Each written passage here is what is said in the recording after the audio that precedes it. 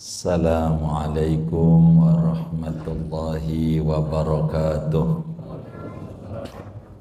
Bismillahirrahmanirrahim. Alhamdulillahi rabbil alamin. Wal 'aqibatu lil muttaqin wa la 'udwana illa 'alal zalimin. Wassalatu wassalamu ala sayyidil awwalin wal akhirin sayyidina wa maulana Muhammadin wa ala alihi wa sahbihi ajma'in. Subhanaka la ilma lana illa ma 'allamtana innaka antal alimul hakim. Allahumma inna nastahdika li arsyadi amrina wa zidna ilman yanfa'una. Qala Allah Ta'ala fi muhkami tanzilih wa man yakhruj min baitihi muhajiran ila Allah wa rasulih thumma yudrikuhul mautu faqad waqa'a ajruhu 'ala Allah. Wa qala nabiyyuna wa uswatuna wa qudwatuna wa maulana Muhammad, al-islamu yajubu ma qablah wal hajju yajubu ma qablah wal hijratu tajubu ma qablah. Sadaqallah wa sadaqa Rasulullah sallallahu alaihi wasallam. Al-mukarramat, para asatidzah, para kesepuhan, segenap pengurus Majelis Al-Khairiyah, Ibu Nihla, Ibu Haji Ras, Ibu Dina, dan semua jajaran pengurus Majelis Al-Khairiyah, mudah-mudahan semuanya diberi sehat walafiat, dimudahkan urusannya oleh Allah. Amin ya rabbal alamin. Jamaah sekalian, hadir juga ada komandan kita ini, ada santunan yatim mau meliput juga, kita doain komandan. Amin, mudah-mudahan sehat, karirnya makin bagus, dan juga Allah selalu lindungi dan mudahkan urusannya. Amin ya rabbal alamin. Hari ini ada santunan menandai di awal tahun 1446 Hijriah.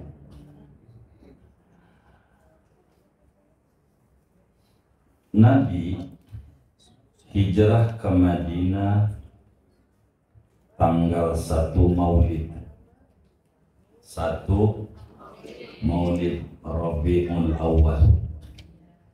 Nyampe Madinah tanggal 8 Rabiul Awal.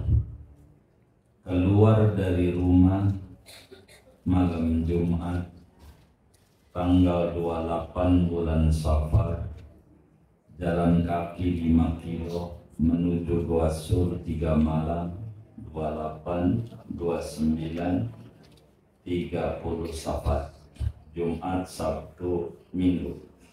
Senin tepat 1 Rabiul Awal, Nabi resmi ninggalin kota Mekah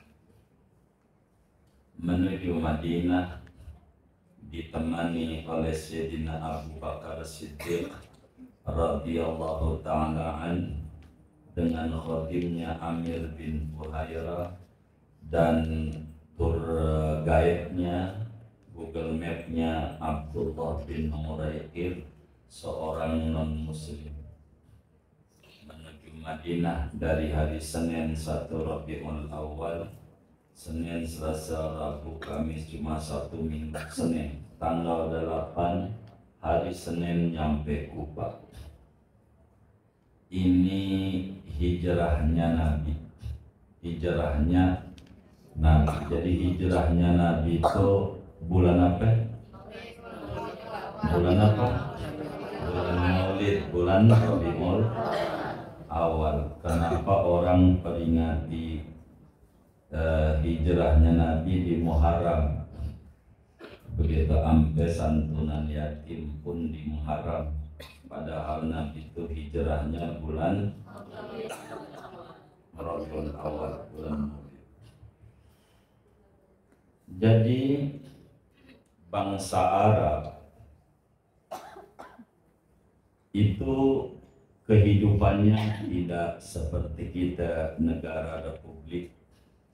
Jadi kehidupan orang Arab itu berkabilah-kabilah, berkelompok-kelompok. Hidupnya orang Arab.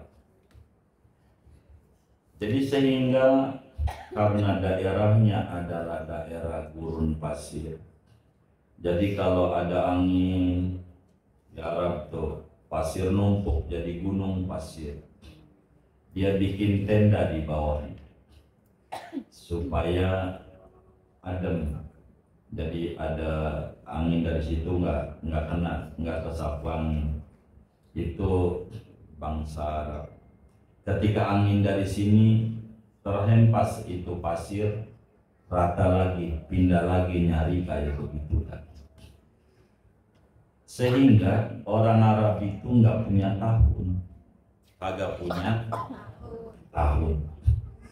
Enggak seperti 1 Masehi, 2 Masehi sampailah 2024. Itu ada. Bangsa Arab enggak ada tahun. Enggak ada. Sehingga cara membuat tahunnya mengikuti apa yang berlaku saat itu. Ini orang Arab. Kalau hariannya Senin dari Ahad, Senin dari Rabu sampai ke Sabtu. Bulan ada Muharram, Safar, Rabiul Awal, Rabiul Tsani, Jumadil Awal, Jumadil Tsani, Rajab, Sya'ban, Ramadan, Syawal, Dzulqa'dah, Dzulhijjah. Tanggal ada, tahun nggak punya. Orang Arab tuh nggak punya tahun. Maka cara sederhana berpikirnya orang Arab membuat tahun apa yang terjadi saat itu. Maka kita dengar kapan Nabi itu lahir. Kita dengar Nabi itu lahir hari Senin, hari ada berarti tanggal 12, bulannya Rabiul Awal, tahunnya gajah. Tahun, kenapa tahun gajah? Karena dia nggak ada tahun. Jadi ada peristiwa penyerbuan Raja Abraha 50 hari sebelum Nabi lahir. Ada gajah banyak. Maka ketika ditanya kapan itu Muhammad lahir, dia tahun gajah. Karena yang ketemu aja, yang terlintas itu dijadikan tahun. Itu bangsa Arab sebelum Islam datang. Maka ketika ditanya kapan Nabi Isra Mi'raj, dia bingung. Malam Senin tanggal 27 bulan Rajab tahun, dia bingung. Tahun apa? Apa yang berlaku saat itu? Nabi istrinya wafat Siti Khadijah. 3 hari berikut pamannya, Nabi sedih. Tahun sedih. Kapan Nabi Isra Mi'raj? Dijawab tahun sedih. Nabinya lagi tuh begitu. Apa yang terjadi dijadikan tahun. Ternyata adat orang Arab ini dicontoh juga sama orang negara kita. Dari dulu sampai di zaman modern kayak begini. Jadi ada anak lahir di Pengki, namanya si Pengki. Seketemunya aja. Ada anak lahir di Kebon, namanya si Kebon. Itu banyak orang dulu tuh namanya macam-macam. Ada namanya Panci, gitu. Ada namanya Bakul, masih hidup itu di Bekasi itu, Kong Bakul. Masih ngaji rajin kalau saya ngajar di Bekasi. Namanya Bakul. Kenapa Kong namanya Bakul? Jadi waktu itu, jadi lagi emak saya tuh lagi nyuci bakul brojol, jadi namanya si Bakul. Ini orang dulu. Ternyata sampai di zaman modern dicontoh adat Arab. Orang seketemunya ini. Dia lahir bulannya Februari, anak dikasih nama Febrianti. Ya seketemunya aja. Gitu kan. Lahirnya bulan Juli, anaknya namanya Yulia. Gitu. Benar enggak? Begitu. Lahir di bulan Agustus, namanya Agustinus, macam-macam. gitu. Lahirnya bulan September, Septiani, begitu. Itu ada, sampai di zaman sekarang tuh, selagu-lagu kayak begitu dicontoh juga, begitu. Ada yang lahirnya hari Kamis, namanya si Kemis. Iya. Jadi seketemunya aja. Ternyata bukan dari dulu, sampai nyari orang selagu-lagunya itu seingatnya dia. Gitu. Sampai ada orang yang nonton TV, filmnya Cinta Fitri. Anaknya kasih nama Farel. Ada aja. Yang orang agak jelas. Begitu. Mana orang yang ngaji juga lagi pakai sekarang ini. Yang model kayak gini. Begitu. Jadi seketemunya aja. Begitu. Ini ada orang kayak begini. Begitu. Ada. Ketemunya aja. Ada lahirnya Ramadan dikasih Ramadania. Seketemunya aja. Lahirnya Sya'ban namanya Sya'bani. Tergantung aja dia seketemunya apa yang dia temui. Begitu. Apa yang ditemui. Begitu. Itu kayak begitu. Jadi kelakuan orang Arab pra-Islam dicontoh juga mas sekarang. Seketemunya ngasih nama anak. Begitu. Apa yang dia temui? Lahirnya bulan Januari. Ada yang kayak itu namanya seketemunya. Ini orang Arab dulu begitu. Kapan Nabi lahir? Tahun gajah. Emang yang dilihat gajah? Udah itu aja. Sampailah Nabi hijrah ke Madinah. Dan Nabi ada di Madinah 10 tahun. 10 tahun. Lalu Nabi meninggal dunia. Itu belum ada tahun. Belum ada tahun. Belum ada. Setelah Nabi wafat, diteruskan kepemimpinan oleh Sayyidina Abu Bakar Siddiq radhiyallahu ta'ala. Itu belum ada tahun juga. Abu Bakar mimpin terlalu singkat, 3 tahun, persisnya 2 tahun 3 bulan. Jadi masih banyak pembenahan negara. Jadi konsolidasi sehingga nggak sempat bagaimana menata negara dengan rapi. Abu Bakar wafat, kepemimpinan diteruskan oleh Sayyidina Umar bin Khattab. Dan Sayyidina Umar ini terkenal di dalam sejarah-sejarah Barat dan Timur, dinasti Al-Faruq. Kerajaan Umar adalah kerajaan paling gemilangnya kerajaan. Sayyidina Umar bin Khattab 10 tahun 6 bulanan Umar memimpin. Di zaman Sayyidina Umar ini penataan negara luar biasa karena Islam sampai Mesir, sampai Afrika, benua Afrika udah kenal Islam. Di zaman Sayyidina Umar sampai kemana-mana mengutus. Di Cina juga ada, di Guangzhou ada makam sahabat di Guangzhou. Sa'ad bin Abi Waqqas di Cina. Sampai Uzbekistan ada Sayyidina Qusas bin Abbas Qusas gitu, adiknya Sayyidina Abdullah bin Abbas di Uzbekistan. Banyak di negara, apalagi Mesir ada 10.000 sahabatnya. Sahabat itu nyebar ke seluruh penjuru dunia, banyak sahabat itu. Jadi luar biasa. Nah, di zaman Sayyidina Umar ini mulai timbul surat menyurat yang rada rapi.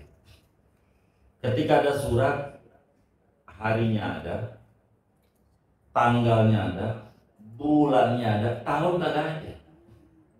Karena nggak ada tahun. Jadi ini surat tahun kapan? Tahun kapan?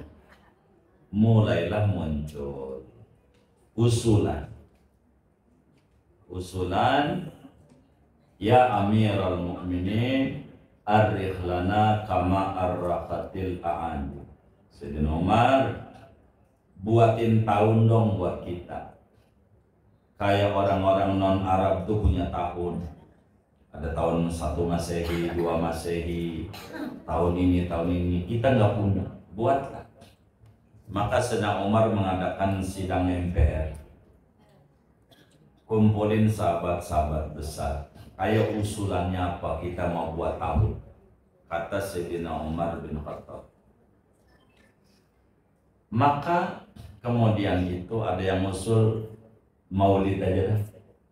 Jadi tahun itu lahirnya Nabi. Jadi tahun 1 maulid, tahun 2 maulid, tahun 3 maulid. Enggak setuju. Kayak Masehi. Masehi itu tahun diawali dari lahirnya Nabi Isa. Maka disebut Masehi. Begitu. Tahun. Begitu. Sinuman enggak setuju. Ada lagi yang usul dari Isra Mi'raj aja. Maka kemudian Imam Ali bin Abi Thalib usul. Katanya Ali, ya baik kata Umar. Apa pendapatmu Ali? Hijrahnya Nabi aja.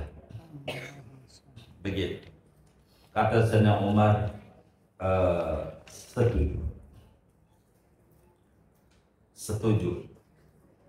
Sampai ditanya, kenapa hijrah?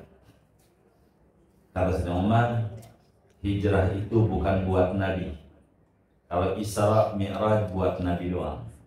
Kalau hijrah buat semua umatnya. Nanti kita panjangkan jawaban ini. Maka tahun di mana Nabi hijrah, bulannya apa ke, tanggalnya berapa ke, enggak penting. Itu namanya tahun 1. Tahun di mana Nabi hijrah namanya tahun 1. Walaupun Nabi hijrah itu di bulan Maulid.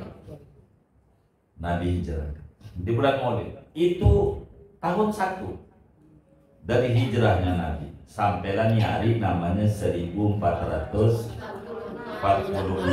dari sejak Nabi hijrah. Ngitungnya bukan dari sejak Nabi lahir, bukan sejak Nabi diangkat jadi Rasul, bukan sejak Isra Mi'raj, tapi dari Nabi hijrah. Sepakatlah semua sahabat bahwa tahun yang dibuat berangkat dari hijrahnya Nabi. Lalu Sayyidina Umar nanya lagi, bulan 1-nya bulan apa? Karena nggak ada bulan 1 itu, nggak ada. Angka urutan ini baru juga. Tapi bulan ada. Gitu, Ramadan, habis Ramadan ya Syawal, ada. Karena ada haji juga. Ada puasa Senin Kamis, ada puasa Asyura, hari ada, tahun yang nggak ada. Nah, bulan pertama nggak ada. Ada yang usul bulan 1-nya Ramadan aja.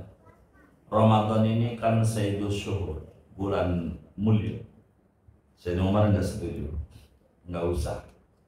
Ada yang usulnya Maulid aja, bulan 1-nya Maulid. Jadi Rabiul Awal bulan 1. Jadi lahirnya Nabi lah. Sayyidina Umar pun nggak setuju. Lalu Sayyidina Ali ngancam lagi. Kata Sayyidina Umar nanya lagi, Ali, bagaimana pendapatmu? Muharram aja. Muharram bulan 1. Kata Sayyidina Umar, saya setuju. Muharram sebagai bulan 1. Sebagaimana Januari bulan 1. Jadi Muharram 1 sehingga Ramadan bulan 9. Hijjah bulan 12. Pembuatan angka urutan. Sayyidina Umar ditanya, kenapa Anda setuju Muharram? Muharram itu orang baru pulang haji. Bulan Dzulhijjah itu pada haji. Rapi-rapi di Muharram. Rapi itu haji. Kalau Muharram udah pulang. Orang kalau baru pulang haji, ya Allah getol banget ngajinya, sholatnya, baru pulang. Baru pulang. Cakep kalau baru pulang. Ntar lama-lama luntur. Begitu. Bener nggak? Itu begitu. Maka Muharram ditetapin sebagai bulan 1, bulan 2-nya Safar, bulan 3-nya Rabiul Awal, dan seterusnya. Sejak zaman Sayyidina Umar, bukan zaman Nabi tahun Hijriah, nggak ada tadi. baru buat. Itu Hijriah. Lalu kenapa orang kok memperingati hijrahnya Nabi di Muharram? Gitu. Kenapa tidak di Maulid? Gitu. Kenapa sampai ada muncul santunan yatim? Begitu. Nah, ini yang menjadi hal yang perlu kita ketahui bersama. Jadi hijrah itu tidak untuk Nabi, tapi untuk umat. Inilah kecerdasan daripada Sayyidina Umar bin Khattab, dari usulan Imam Ali. Isra Mi'raj, jadi Nabi ini pernah ke Madinah. Sebelum hijrah tuh Nabi pernah ke Madinah saat Isra Mi'raj. Jadi Isra Mi'raj itu pertama kali yang diinjak oleh Burak adalah Madinah. Karena Burak itu per detik 500 km. Per detik. Begitu. Per detik. Burak. Dari situ terus sampai ujung ke Palestina. Itu ngelewati. Artinya jauh daripada Madinah udah diseberangi oleh Nabi. Sampai Palestina. Negara yang tidak semua Nabi injak hanya Mesir. Mesir itu disebutnya Ardul Anbiya, buminya para Nabi. Mesir. Semua Nabi injak Mesir. Apatah lagi Nabi Musa, emang berojolnya di Mesir. Kecuali satu, Nabi Muhammad aja. Nabi Muhammad nggak injak Mesir. Enggak. Saat Isra Mi'raj injak Mesir. Jadi sehingga seluruh Nabi tidak ada yang tidak injak Mesir. Mesir. Hebatnya negara. Diinjak kemana Nabi? Mesir. Nabi pun pernah ke Mesir. Saat Isra Mi'raj. Jadi di saat Nabi Isra Mi'raj, Nabi menjadi undangan. Itu namanya diundang. Kalau diundang namanya jadi tamu istimewa. Karena diundang, fasilitasnya dikasih. Kendaraannya tidak ada kendaraan tercanggih sampai detik ini. Selain itu, namanya Burak. Itu dikasih. Kendaraan termewah. Tidak ada sampai detik ini kayak Burak, karena kecepatannya cahaya. Itu Burak. Dua, dikawal oleh orang hebat, oleh makhluk hebat namanya Jibril dan Mikail. Dikawal begitu, dikawal. Ada patwalnya, ada pengawalnya. Jadi pengawal tuh di depan apa di belakang? Nah, kalau di belakang, pengakhir di belakang. Begitu. Kalau di belakang, kalau di belakang, pengakhir. Iya. Kalau di depan, kalau awal tuh di depan apa di belakang? Makanya pengawal di depan. Iya. Jadi begitu. Jadi dikawal nih Nabi ke Madinah. Sampai Nabi pun sholat 2 rakaat di Madinah. Lalu kemudian Nabi sholat, jalan lagi, ditanya Nabi, hal tadri aina sholaita? Wahai Rasulullah, kata Jibril, tahu kagak lu tadi sholat di mana? Barusan ke sholat di mana?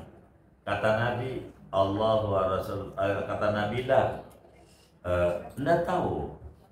Itu namanya Madinah. Nanti tahun depan kamu hijrah ke situ. Artinya Nabi udah injak Madinah sebelum hijrah, saat Isra Mi'raj. Sedangkan hijrah, Nabi modal sendiri. Unta Nabi namanya unta Quswa. Itu dapat beli. Dapat beli. Enggak mau dikasih. Dari siapa belinya? Dari Abu Bakar. Jadi waktu mau hijrah itu, ini perlu kendaraan Nabi. Sebab 500 km ini perjalanan, perlu kendaraan. Unta. Begitu. Nih unta saya aja ini, unta bagus. Kata Abu Bakar, saya kasih. Maka Nabi nggak mau. Saya nggak mau kalau dikasih. Beli aja. Begitu. Abu Bakar bingung, harganya bagaimana? Wong masalahnya murid sama guru. Begitu. Maka kemudian kata Nabi enggak, saya bayar. Berapa harganya? Berapa? Begitu. Berapa? Begitu. Enggak mau juga Abu Bakar, enggak enak masalah yang ngasih harga sama guru. Begitu. Kata Abu Bakar, kasih aja. Enggak mau. Nabi itu orang enggak mau memanfaatkan murid. Enggak mau. Saya nyontoh pada bagian ini. Saya tuh sama Bu Haji Sarah, gue tanya sama ini. Saya kalau masuk bengkel selalu gratis, saya akan keluar dari bengkel IMS. Gitu. Kalau gratis, pantang. Enggak mau. Saya bersabar, saya tidak mau. Kamu orang lain bayar, kamu bayar, mendingan sama murid. Begitu. Agama masalahnya. Nabi begitu masalah. Nabi bayar. Karena Abu Bakar nggak mau lama, sampai Nabi usul. Udah modalnya aja berapa modal? Begitu akhirnya. Ente cerita aja jujur, sampaikan modalnya. Akhirnya dibayar sama Nabi. Artinya mau ke Madinah itu Nabi modal sendiri. Itu yang kita mau ceritain. Modal sendiri. Doa Nabi panas-panasan. Siang. Apalagi kala itu. Kita enak dari Madinah ke Makkah naik bis, AC lagi. Begitu. Nabi enggak. Dingin malam. Lapar kayak apa? Sekarang banyak rest area, zaman Nabi bagaimana? Itu bisa dibayangin. Begitu. Itu 8 hari itu jalur tercepat. Tercepat, enggak ada jalur. Kecuali yang 8 hari menuju Madinah. Petunjuknya non muslim. Namanya Abdullah bin Uraikir. Kenapa? Karena dia tahu jalan. Jadi kalau tahu jalan diambil walaupun non muslim. Ini urusan jalan. Bukan urusan. Jadi supir mobil biar Kristen nggak apa-apa, yang penting bisa nyupir. Gitu. Iya, gitu. Supir pesawat begitu. Pilot tuh. Agamanya apa? Jangan tanya. Bisa nggak bawa pesawat? Begitu. Ini urusan itu masalahnya. Maka Nabi pun juga non muslim. Abdullah bin Uraikir namanya. Menuju Madinah. Kenapa Nabi ke Madinah?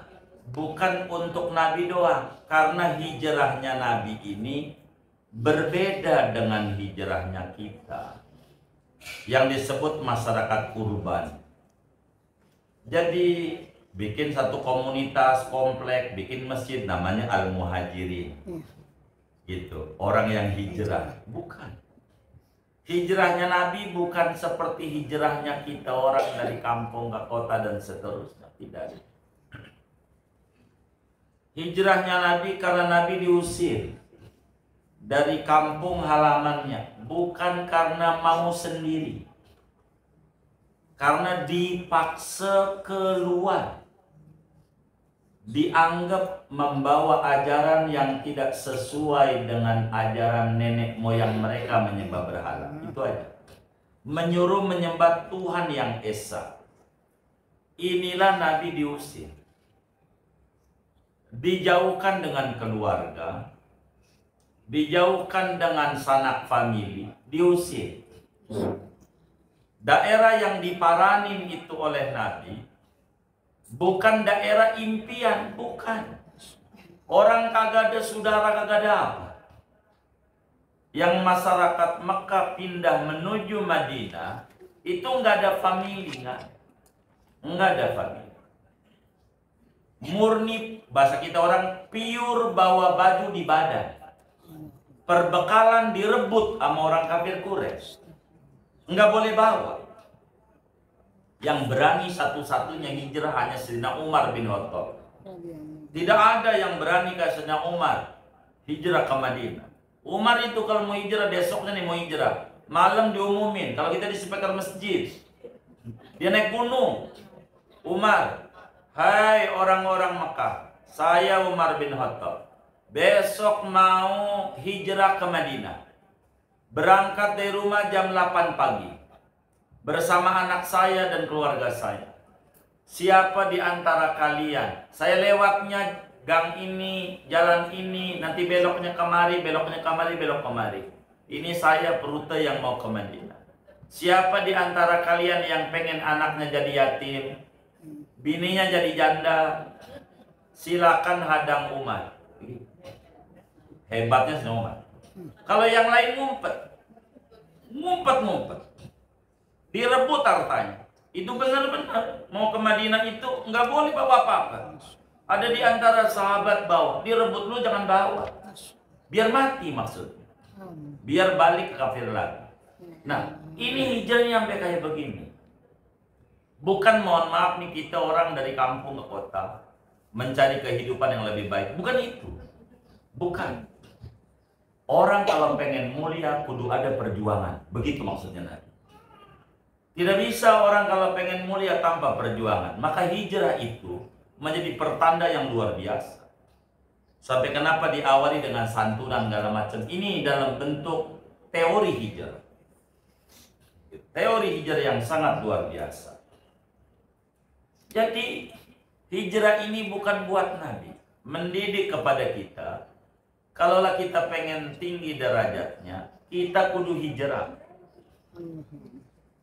untuk menjaga agama, bukan pindah tempat, tapi menjaga agama. Maka Abu Bakar Siddiq, ini belum tentu kita kalau jadi Abu Bakar kala itu bisa kita jadi orang murtad walayadu billah. Ini saya ceritain terkait Abu Bakar. Kata Nabi, kata Abu Bakar, Nabi, saya mau hijrah. Entar dulu Abu Bakar, entar dulu. Jadi Nabi entar dulu ya, siap ya. Jadi saat datang perintah hijrah itu, wa idh yamkuru bikal ladzina kafaru liyusbituka aw yaqtuluka aw yakhrujuka wa yamkuruna wa yamkurullahu wallahul makirin, begitu dalam Al-Qur'an. Maka Abu Bakar nih saya mau dongengin, ibu ukur diri kita. Jadi Abu Bakar, tokonya banyak, ratusan toko di mana-mana. Kalau bahasa kita orang di Bayoran ada, Ciputat ada, iya di mana aja, bahasa Bintaro ada, di mana ada. Tanahnya banyak, hewannya banyak, dan lagi maju-majunya tokonya. Usaha lagi luar biasanya usaha. Diajak hijrah sama Nabi. Kata Abu Bakar nanya sama Nabi, Abu Bakar saatnya saya hijrah.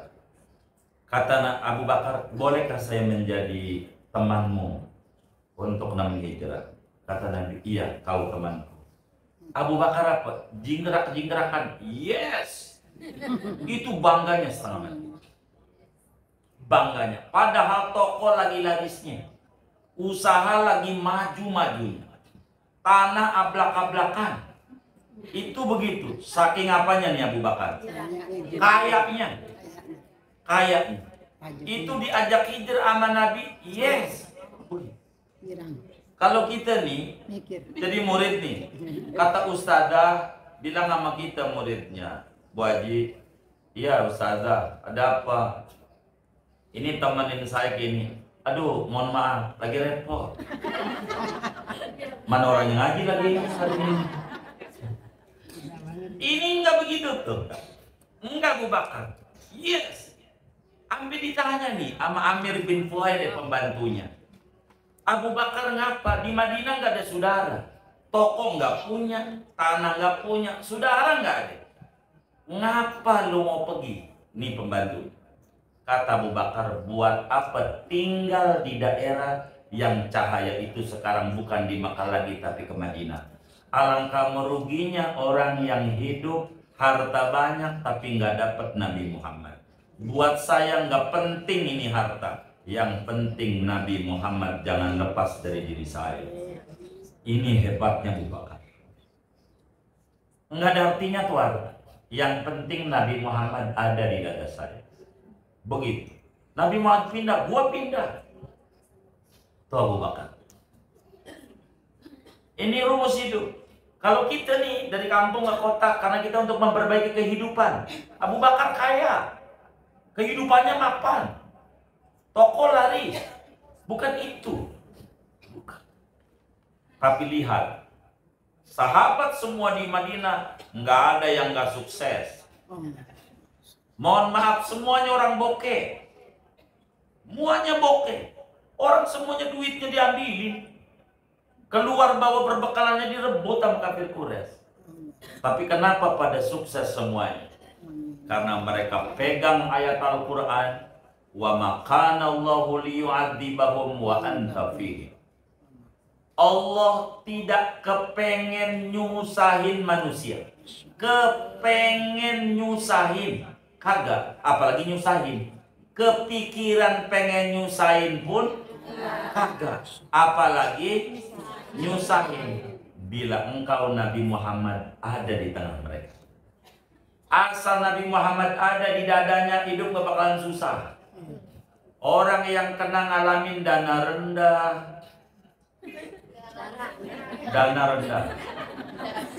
itu timbulnya darah tinggi, guling-gulingan, bener nggak? Itu karena Nabi Muhammad kurang banyak ada di dadanya. Beneran rumusnya. Ini Abu Bakar, hartanya banyak. Bukan ini harta yang sesungguhnya. Nabi dan Nabi. Jadi ini sahabat, kita mengenal namanya Abdurrahman bin Auf. Orang miskin dari Mekah. Datang ke Madinah. Saya lupa tuh nama sahabat yang dipersaudarakan, tinggalnya di rumah siapa, Nabi yang atur, ente sama si Anu aja. Saya lupa nih, Abdurrahman bin Auf. Dia datang. Ini orang kaya. Yang didatangi nama Abdurrahman bin Auf, yang ditunjuk sama Nabi ini orang kaya raya. Kaya banget. Sampai dia bilang, saya punya tanah 10 hektar. Buat lu 5 hektar. Kata Abdurrahman bin Auf, enggak. Saya enggak ini tinggal, bukan itu. Saking luar biasanya orang Ansor. Sampai dia bini, saya punya bini, lu mau ambil 1. Saya ceraiin, kata gitu. Saking luar biasanya orang Ansor nih sama sahabat Muhajirin. Tapi nih Abdul bin Auf, enggak. Saya enggak mau. Dibagi duit, enggak mau. Kata ini yang tinggal, saya lupa ini nama sahabatnya ini. Nanti harus diintip lagi di kitab. Lalu mau apa ya? Sama Abdul bin Auf ditawarin, ini enggak mau. Pasar mana pasar? Dia nyarinya pasar. Dan pas kata dia nih, semua pasar, toko, semuanya punya Yahudi. Dari ujung ke ujung itu semua ruko Yahudi punya. Tidak ada yang punya kita orang Madinah asli. Padahal kita pribumi, tanah punya kita. Tapi yang jualan air orang luar. Gitu, namanya Aqua. Orang luar. Benar nggak? Begitu. Nah ini keluhan, keluhan masyarakat Madinah, gitu, keluhan. Jadi semuanya begitu. Kendaraan kita nggak punya, sampai sekarang nggak ada insinyur yang bisa bikin mobil. Semuanya mobil dari Jepang, begitu. Toyota dari Jepang, Daihatsu dari Jepang, ada kuda dulu dari Korea. Nggak punya, nggak ada yang pintar sampai sekarang. Orang luar mulu. Emas ada, tapi buat orang luar. Ini keluhan daripada masyarakat Madinah. Seluruh toko, tanahnya kita punya, tapi rukonya punya orang asing. Yahudi punya. Kata ini sahabat. Abdurrahman bin Auf, baik kalau begitu, pinjemin saya modal.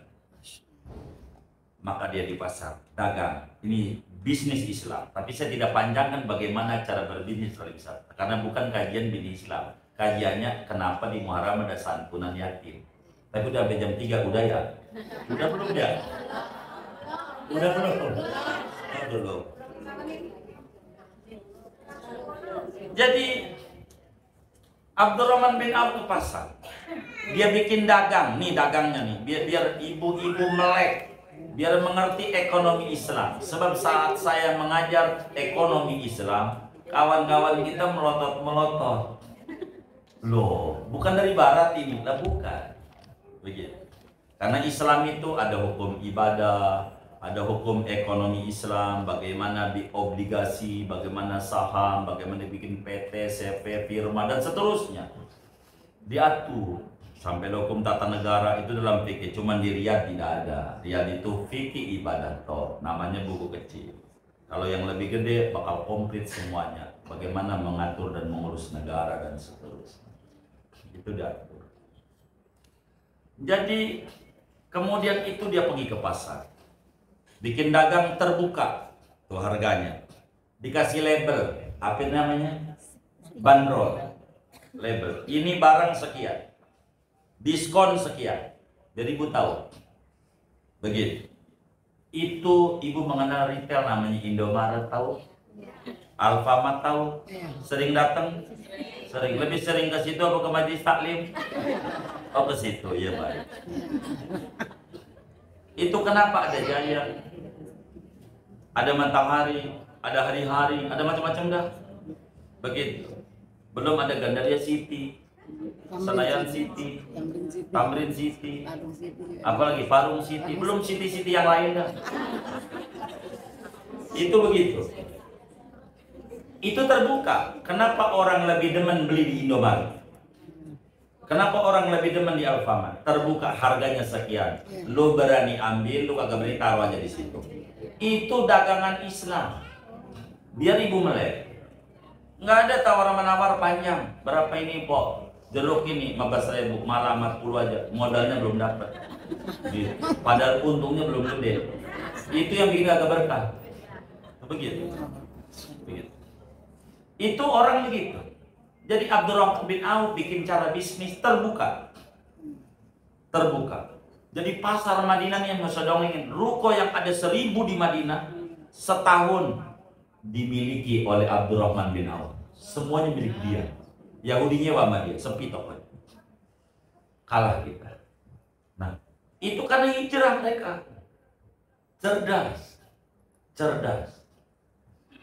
Banyak di kita kayak begitu. Tadinya ini embah kontrakan, bukan tuan lagi, embah. Saking apanya? Banyak kontrakan. Tendang lagi atu, tendang lagi atu, tendang atu. Ambil dia kontrak.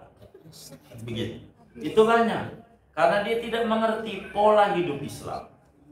Hijrah ini penentu kesuksesan seorang muslim.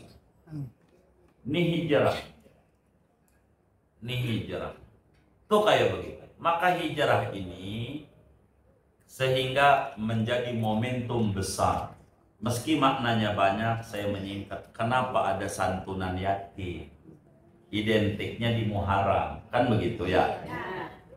Karena mengawali tahun baru itu dengan hal-hal yang baik. Hal-hal yang baik. Di antara yang paling baik dikerjakan oleh muslim adalah berbagi.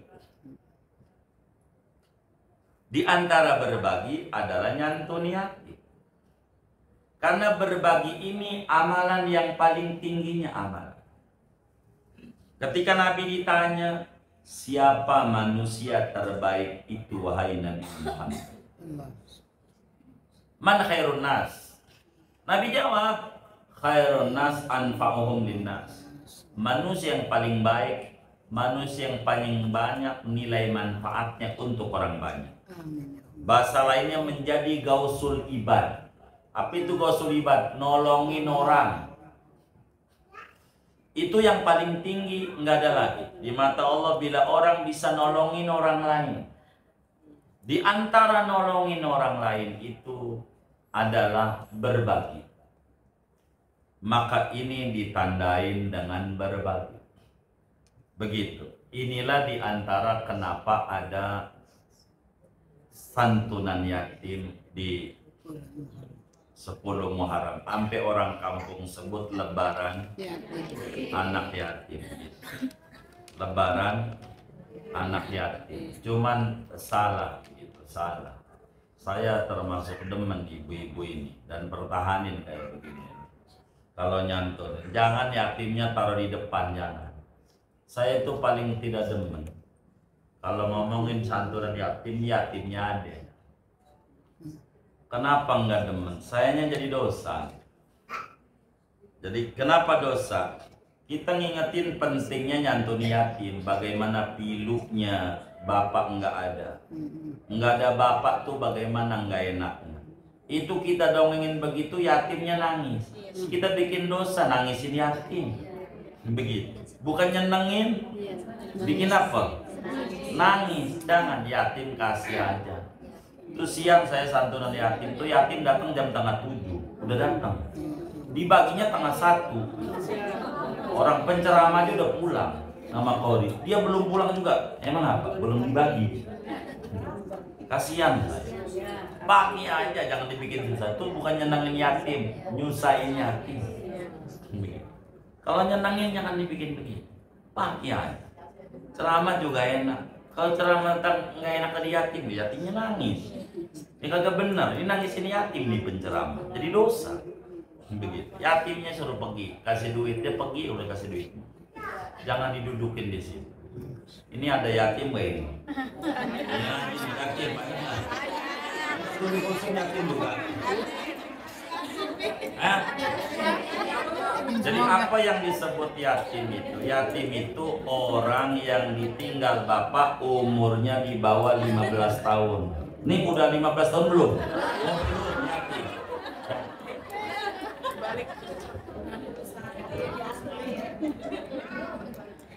Kenapa berbagi? Jadi begini, orang kalau di kuburan tuh ditanya yang mati-mati di tanah kusir, lu pengen hidup lagi enggak? Jawabannya kompak, pengen. Mau ngapain? Pengen sedekah. Bukan pengen sholat, bukan pengen puasa, bukan pengen baca Quran, tapi pengen sedekah. Gitu. Laula akhartani ila ajalin qarib fa asaddaq. Begitu. Kenapa? Karena berbagi ini yang paling luar biasa. Paling luar biasa. Tapi ini ada tapinya. Kalau ibu-ibu ini termasuk golongan yang rezekinya banyak, yang bagus jangan nyantuni, tapi ngurusi. Kata Nabi, ana wa kafilul yatim kahataini. Aku dan orang yang ngurusi anak yatim di surganya bareng. Apa tuh ngurusi itu? Membiayai sampai sukses. Namanya ngurusi. Sekolahin sampai dia dia jadi direktur, jadi apa. Sebab ini paling manfaat. Saya contoh, saya nggak mau sebut nama orang. Kisahnya masih hidup, orangnya itu sama yatim, masya Allah, saya tahu dong. Kenapa? Dia bilang begini, saya pernah dikasih uang karena saya yatim dari kecil. Bapak saya umur 5 tahun, bapak nggak ada. Saya pernah dibagi uang di Kreo, kata dia. Begitu. Orang ini dari Cilegon. Saya masih ingat sama orang itu. Sampai Allah takdirin saya sukses. Begitu. Karena dia dibantuin sama dia. Saya sukses. Maka saya bantu banyak orang. Artinya kalau membiayai ini sampai sukses, jadi dia nih nanti bangun masjid, kita dapat ganjaran. Dia nolongin orang, kita dapat ganjaran. Kayak begitu. Sampai jadi bukan kuantiti tapi quality.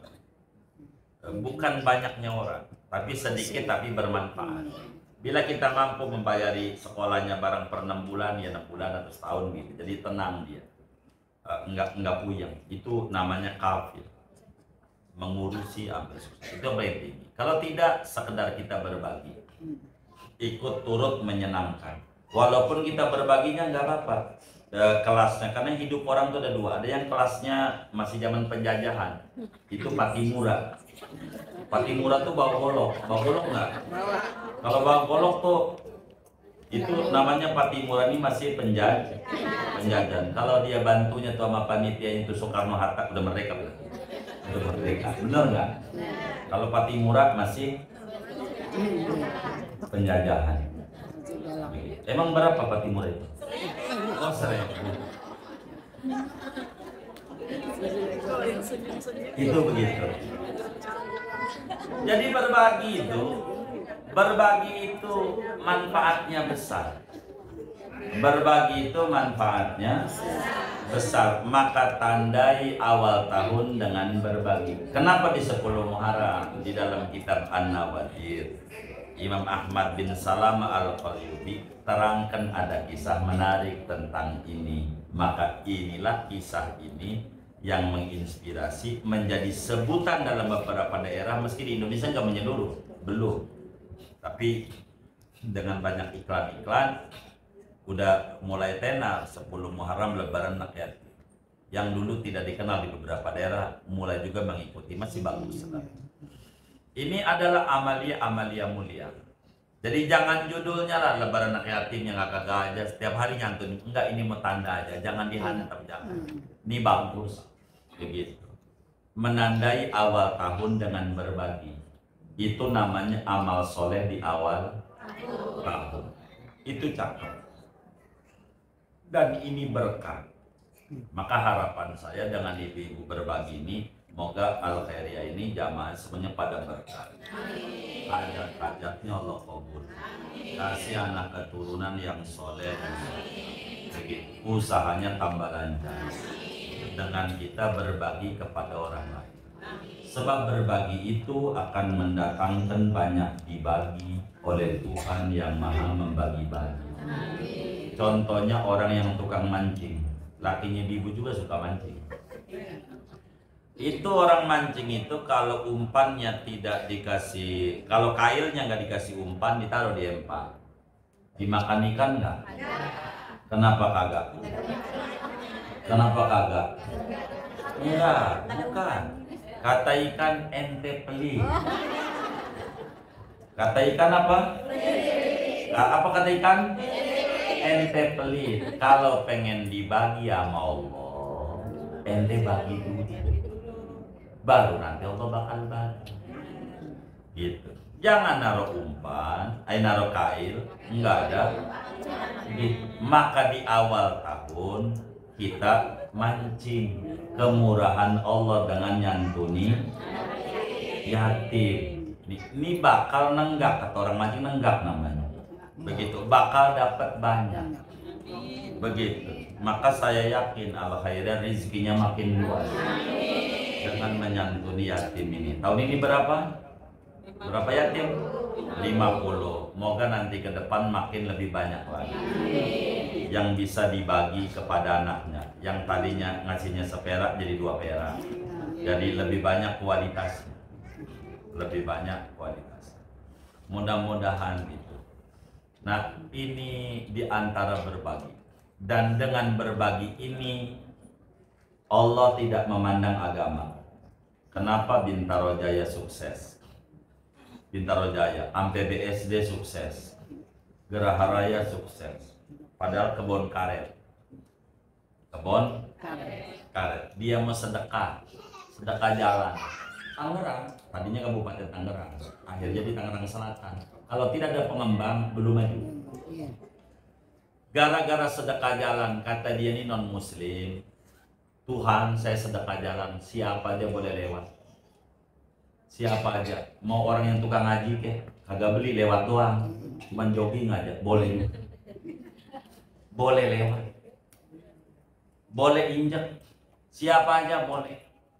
Gara-gara dia sedekah, makanya Allah kasih rumahnya dibeli dari Bintaro Jaya 1, 2, 3 sampai 1. Gara-gara apa tuh? Berbagi. Berbagi. Tuh begitu. Gara-gara berbagi. Enggak kayak kita. Ini pagar, kita dorong lagi. Kita pagar, dorong lagi, kikisnya. Gitu, tanam lagi pohon, geser lagi ke situ. Geser lagi ke situ. Kali yang tadinya gede jadi sempit. Begitu. Benar nggak? Begitu. Ini karena kita begitu. Akhirnya kelihatannya gede, hidupnya sempit. Rumah di komplek tuh sempit, tapi luas. Sebetulnya yang bikin luas tuh hati sebetulnya. Maka berbagi ini biar Tuhan banyak bagi. Banyak bagi. Jadi jangan takut. berbagi. Jangan takut. Dan hidup nggak bakal jadi susah dengan kita berbagi. Dan tandai awal tahun dengan kebajikan, di antara yang tertinggi adalah berbagi. Inilah di antara amaliyah kenapa ada disebutnya lebaran anak yatim. Kita nggak mau mikirin judulnya, tapi ada muslim yang menandai awal tahun dengan berbagi. Ini adalah nilai yang luar biasa. Pada akhirnya kita baca Fatihah. Saya kalau diterusin masih panjang. Proses Nabi 3 hari dia ngapain di gua surnya, saya nggak ceritakan, sampai takut sampai besok dong. Tapi saya mau baca Fatihah dulu nih. Ini ada infak dari hamba Allah. Minta didoain anaknya Maulidah Rahmah. Mudah-mudahan Allah Subhanahu wa Ta'ala ijabah ini hajat hamba Allah ini, dan mudah-mudahan anaknya Allah Subhanahu wa Ta'ala mudahkan apa yang menjadi keinginan-keinginannya, dan Allah Subhanahu wa Ta'ala beri rezeki yang luas, yang halal, yang barakah, dan dianugerahi pasangan yang penuh dengan tanggung jawab dan diridhoi Allah dan Rasulnya. Amin. Al-Fatihah.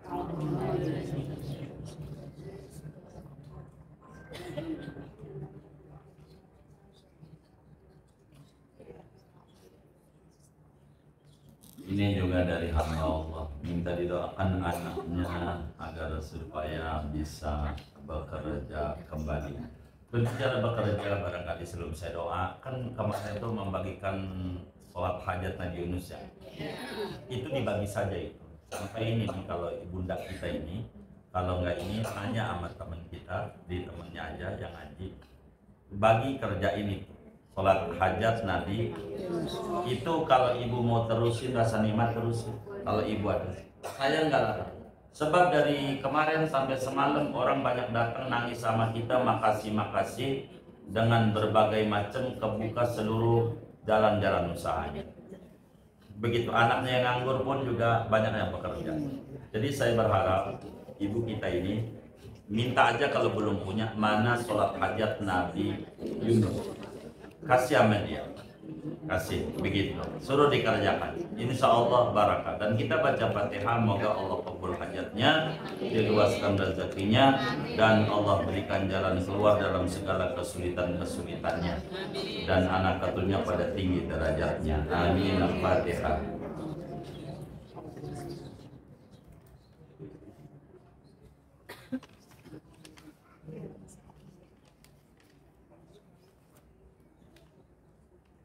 Kemudian buat yang membantu acara hari ini, apapun bentuk bantuannya, tenaga, waktu, uang, makanan, apa aja, tentu dari banyak kaum muslimin, semuanya kita doakan mudah-mudahan kebaikan-kebaikannya itu semuanya diterima oleh Allah, diganti berlipat ganda, dilancarkan usaha dan ikhtiarnya, dikabul hajat-hajatnya, diberikan rezeki yang makin berkah, anak keturunan yang makin berkah, dan Allah sampaikan ganjaran pahalanya kepada almarhumah yang beliau niatkan kubur mereka menjadi raudhah min riyadil jannah.